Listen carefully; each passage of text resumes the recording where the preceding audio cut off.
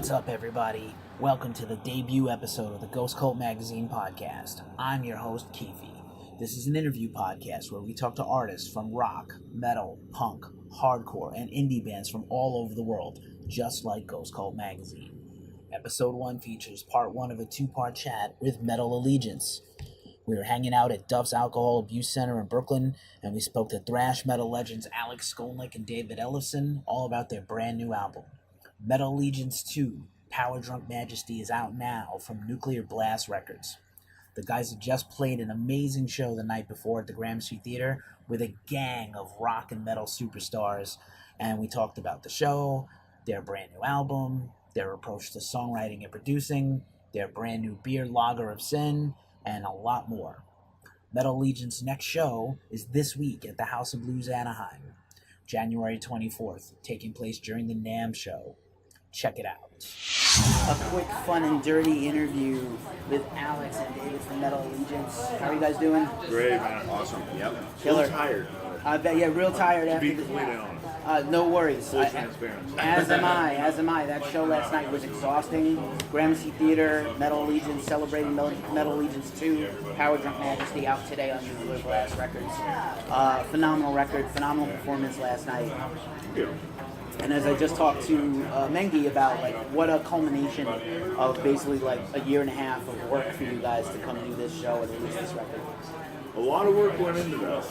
You know, it started with these sessions of us doing the groundwork, sort of, digging the foundation and building on top of that. It ended up, I think, close to a year from start to finish. A lot of moving parts, but it comes out today. So today's a very momentous day, and just to be able to hear it top to bottom, which is I actually haven't done yet from the record. Dave bought it, so Dave's a step ahead of me. Hey, one copy sold internally. Yeah, exactly. Nice work. That's why we're charting it. Here's one copy. Exactly.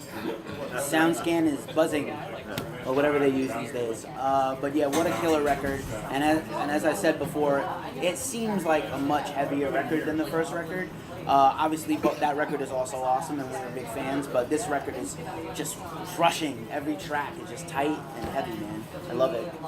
Yeah. I think it's funny, the last record, Mengi came in, he goes, let's write a thrash record. And which we did. I mean, I think largely, Portnoy, Alex, and myself, we're friends, we've been around each other for years. We know we like the same music, but to get in a room, 3 very diverse players. I mean, Alex and I certainly coming from a thrash background for sure.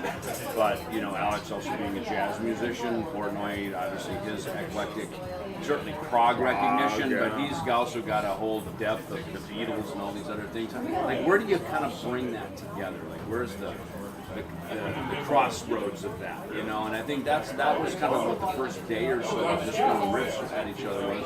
Mengi came in and just started throwing a couple riffs around, and I think we kind of all gone on. We take this guy seriously as a musician because we knew him as a business friend in the industry, and he earned our respect right away. In fact, to the degree that I basically picked up a guitar and said, "Hey, Mark, you play bass," and I'll just play along and jam some guitar and kind of collaborate from a different angle since we don't need this. Nothing sounds worse than 2 bass players going at it. It's like a big, huge rumbling thing. But it's funny because with that, Mark and I have found that it's funny. I think in guitar bands, I've been around 2 guitar bands my whole life, and there comes this moment who's going to take the solo, and you find that usually they kind of work themselves out pretty organically for the most part. And Mark and I are now that band. Yeah, it is like with 2 bass guitars. players. We're like bass. 2 bass players, and we kind of just instinctively know which part to take and when to hand it off to the other guy. Yeah. 1 guitar band. Yeah. Often it is. We've done a bunch of shows with one guitar, like Ozzy Dio style. Mm-hmm. And I've had a couple different second guitarists. I've had Phil Bemmel. Most recently, Andreas Kisser, who's also on the record, and he was with us last night. Oh, so good. But yeah, no, it is a good team. And when Mark first came in, he has riffs that had a different feel than the rest of it. So it added a different flavor. They were good. They were solid, and also some cool lyrical ideas that would show up later. I'm not friends with Andreas anymore after last night. Don't listen to him. Maggie. Yeah, but also the first record, I describe it as an adventure, and I think maybe for me, maybe it's for Dave too. We've been doing a lot of thrash, like we're thrashing all year round. So it's not like I didn't want to do it, but it was definitely an urge. This is like an outlet to do something else, to get. Not do something totally different, but to sort of get me, not just do that. Yeah, well, definitely. And I felt, but we did that, and I felt like what our biggest strengths was what's reflected on this record. And now having done that big experimental, which it was also because it was experimental because it was the first time, and because we had all these, we had like twice as many guests. So it was an experiment. It worked well. I think we'll listen to that record years from now and think, man, we really did something well there. But this one, it was like, okay, now we're really ready to fine-tune it and make it really heavy. Rad, and I feel you on the sort of the eclectic vibe and the diversity. It's a little more, it's not straight ahead. There's all kinds of flavors on the record. And I was going to say, especially having the two different distinctly styled bass players. David's bass playing is world-renowned and very good. Like you hear it, you know immediately. Oh, that's David. And Mark's very got the Geezer old school finger style, Cliff Burton, Geezer Butler bass playing styles. Definitely brings more flavor to the songs, makes them stand out even more apart from each other because there's almost like it's not just an all-star band and an all-star album with guest singers and things, but like every song has its own character, right? Which is really great, especially if you care about this songwriting stuff, I think a lot of it too is, you start to bands, roles are defined, and that's a big part of it because we're all friends, we're buddies, and I think, to me it's important. Some bands you're not there because you're friends, you're there because there's a musical mission, maybe there's a business decision, there's a different agendas, and every band is a little bit different. And this is one where clearly we were brought together over friendship, so it's like, okay, now how does the music fit together around that? And I think on this record, I watched Alex take a much more sort of musical director role when we were composing, and it's funny, Portnoy, who has always been in, Dream Theater and certainly Sons of Apollo, a lot of the acts he's been involved in, he's very much the driving force. In Metal Allegiance, I see him kind of chilling out and just kind of relaxing. He goes, that's a great riff, and he'd jump behind his kit and play. He's basically said, I've retired from lyric writing. I wrote all the Dream Theater lyrics. I don't want to write any lyrics. So he's actually acquiesced a lot of those roles he's been known for publicly, and kind of taken a much different role here. I think on the first record, I brought in probably stuff that was maybe a little less metal. And I think even on this record, Mark and Alex and Mike had already written 6 of the tracks, and which really sort of defined sort of the scope of what this record was. And when I got into the guys, I always have riffs and ideas I like to bring into writing sessions, but I was the one that said, let's listen to something not thrash. Let's think about what else is in metal. We have Tool, we've got Godsmack, Disturbed, Sepultura. There's things that are kind of outside of the scope of kind of what's always in front of us at every festival, at every, a lot of these places Alex and I that are always at is kind of, oftentimes it becomes a, sort of a, cast of characters we know, and so it's like, so what do we do beside that? And I think one of the things, so that our 4 tunes that I think that we musically composed, we started to get a little outside of the box, which I think helped widen the scope a little bit, which was I think fun for us as thrashers. So how do we just not thrash all the time? It also fits. Somehow it fits with the other songs. Even though Impulse Control is really more like a rock and roll song. Right. The Voodoo, is. That's not really a thrash tune, but it fits. Same with Impulse Control. We were actually laughing because this is almost like an 80s rock and roll kind of song. It's almost like a Sunset Strip rock vibe, I should Aerosmith. It's got a swagger to it, you know. And, but when it's placed, with the tone of the other ones, and the fact that you're hearing it in context of all these highly aggressive tunes, so I hesitate to call it a full thrash record, because that really implies like the same type of beat on most of the. It's not nuclear assault. Yeah, it's not trying to be creator or bonded by blood. It's not that kind, right? And even the title track, it's got some really different. Yeah, it's out there. But it also has a big chunk.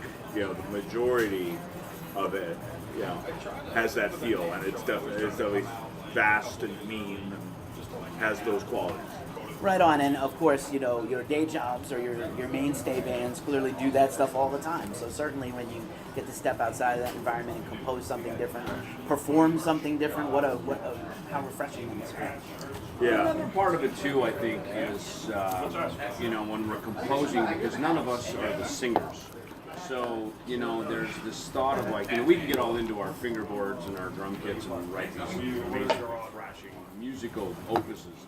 But at some point, at the end of the day, the audience isn't just listening to us. They're mostly going to listen to a singer, And I'll, again, sing praises to Alex that lots of times there's moments where he's really good about just kind of, he starts humming a lyric or starts humming a phrase or a melody, and how a singer would actually fit over top of these riffs. Because riff music is very complex to fit a singer over. Metal singers, you really come to appreciate their ability to lay a melody and a phrasing of a lyric over top of how do you do that? This machine gun staccato rapid fire kind of thing. And, so I think, because we've been down this road once with one record and we know this process, that these songs, as they develop, they start to sort of call out to singers. We get asked that a lot. Did you guys write the song with this singer in mind? And generally we don't. We start, because they're not in the room. We don't have a top 10 list of, let's write a song for this guy, let's write a song for Bush, let's write a song for Blitz. We call them after the music is literally falling into place, and then it becomes obvious at a certain point. Like, oh man, we got to get John Bush on this, Blitz or whoever. And then a couple of great ones like Flora Jansen coming in, Right, and she just did her thing. She came up with this whole melody that was totally her. Stately and otherworldly. Yeah, and there's a few singers that have that approach, but Johann's another one. It's like, just do what you do, and then there's others that look for guidance. And I have a bunch of guide vocal tracks that I'm not a metal singer. I tell them, please don't sound like me. But I can, just do a guide, and it shows you where the placement is supposed to be, and it came in really handy for a lot of the songs. You guys have written enough songs in your careers and written vocal parts and sing backup vocals live, so you certainly know what makes a good vocal track. And as a producer in that role, is that a little more difficult for you because you don't have to dial in? Every track has to be dialed in for a different singer and what they like? Or is it easier because it's, I'm not bored by this, I have variety, I have to work a little bit, every track different to match each singer? Yeah, I do instrumental music as well. Right, of course. And I think there's a similarity in coming up with a vocal part, or producing a vocal part, to coming up with a melody on top of a riff to be sung.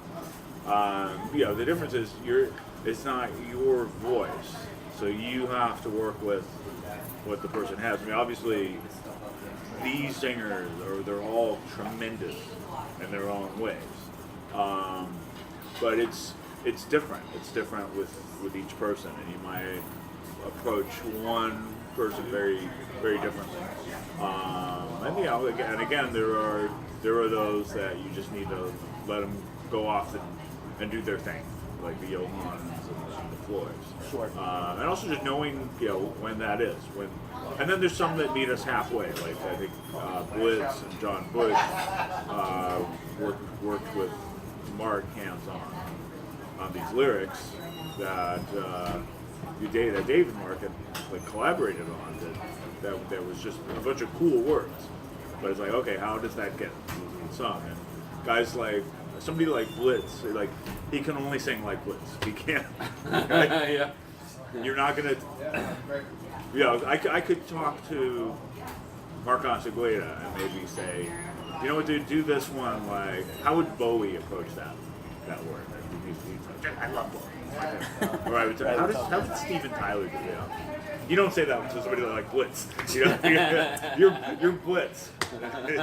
He would say that. He would probably agree. Yeah, I can't do anything but, you know. I can go the rest of my life. I saw Bobby Blitz cover the Eagles. I'm all set. I don't need any other covers the rest of my life. He got way into that. You know, really did. Elisa from March Enemy sang it on the recording. Right. And killed it. Crushed And it. it's beautiful. And as far as I'm concerned, you know, she owns it. It's her. But after there was a point in rehearsal where she wasn't in the room and he was just singing along with us. You know, he could do this too. Yeah, of course. If she's ever on tour. And that was a surprise. I'm like, Blitz is singing the Eagles? Nice. Elise is amazing. She also has a voice. I feel like she could almost do anything.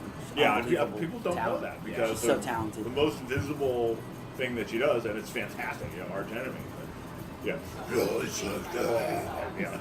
She's one of the guys. You Yeah. know, but the truth of it is she's got this voice. beautiful I feel like in Metal Allegiance, it's a great we outlet. gave her a real platform to do that. And I remember seeing the social media comments when she sang on We Rock, which was her first participation from the last album. And people are like, oh my God, I want to hear you sing more like this. You sing clean? I didn't even know Wow. you could sing like this. Yeah. I mean, it was really a cool thing, you know, to reveal, you know, to give this to be a platform for people to obviously come in and be who they are, but show a different side of what they do. I think is a really cool part of what we do here.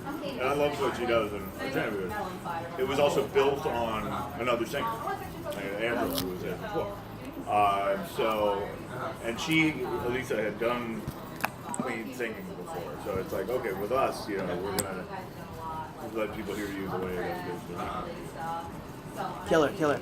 I just have a couple more for you guys. You've been amazing. I know you're tired. I asked Mark a bunch of questions about some future things and future gigs. But since we are here in Brooklyn at Duff's Alcohol Abuse Center, let's talk about Lager of Sin, man. I had my first Lager of Sin beer the other night, and it was pretty yummy, man. I gotta say, I don't drink a lot of lagers. I'm more like an ale guy, but I'm not a beer connoisseur. But it was good. I'm an liked it. IPA guy. Okay. And I usually don't do lagers myself, but this is one I approve of. And you know, it was not everybody in the band drinks, but those of us that do, we just threw out some names of brews that we like. And, you know, something like that. Yeah, it's kind of cool to have a beer with your one of your musical projects. And very timely with the new record, like perfectly themed. I found the beer to be excellent. Not every band, beer or wine or spirit is great. Let's just be frank. I'm not gonna knock. No, not at all. But some of them are very good. Some of them are sold here at Duff's, just to give a plug. And both Megadeth is quite good. The Trooper is quite good. The Mastodon beer is actually my favorite, and they sell it here. It's quite good. Reminds me of a very good Pilsner. And just to say how interesting it is, we live in a time where you guys are very entrepreneurial, spirited guys with many ventures and things like the coffee brand, David, and just in general, how interesting it is because beverage marketing and spirit marketing is huge right now. But it's also very interesting that it kind of I feel like it falls in with the lifestyle of rock and metal fans. Not to obviously look, hey, if you have a problem, you can always reach out and get some help, but. Just, socially, we all go to shows, we go to bars like Duff's and we drink. We have drinks, and how cool it is to have a banned beer in your hand, and the can is beautifully, the artwork is beautiful. Actually matches the artwork of the album a little bit, like thematically. I was like, this is really cool, man. Yeah, you're seeing more and more of that. There's a burger themed place in Chicago. Kuma's Corner. Yeah, and it's fun. Why not? Why not? And obviously, coffee. We have the man right here. Word. So I think it's great. There's all these are all quality products, and I think as long as the quality is there, then why not? It helps promote the music, and you're giving people some appetizing enjoyment. It is. It's all lifestyle. I mean, it basically started with Cheeseburger in Paradise. I mean, he was the first one really to like bring the lifestyle together. You know what I mean? Like to a really nth degree of recipes on the internet, and and just everything that he did with that, and then obviously Sammy Hagar, Cabo Wabo, took it to another level. But yeah, it's and again, it's great to hear these magnificent stories of these business titans. But I think more than anything, it's about lifestyle. Our fans. They want to get a part of who you are. They see us play on the stage, and that's great. But today, it's about so much more of that. They, in a way, fans want to feel like they can kind of touch you a little bit and sort of be part of your life. And I think in this case, to roll out the lager at the same time of the album release is timely. It kind of becomes a cool little merch item. One that you can drink now. The band thing you can drink and drink our new album. Drink our new album and drink responsibly, please. But yeah, awesome. Thank you guys so much for this new record. Thank you so much for sharing some time with Ghost Cult Magazine. Thanks for having us. Thank you guys. Thanks for checking out today's podcast. Follow, like, and subscribe wherever you hear these podcasts. Also check out Ghost Cult Magazine on social media, Facebook, Instagram, Twitter, and YouTube. And finally check us out at ghostcultmag.com. We're out. Peace.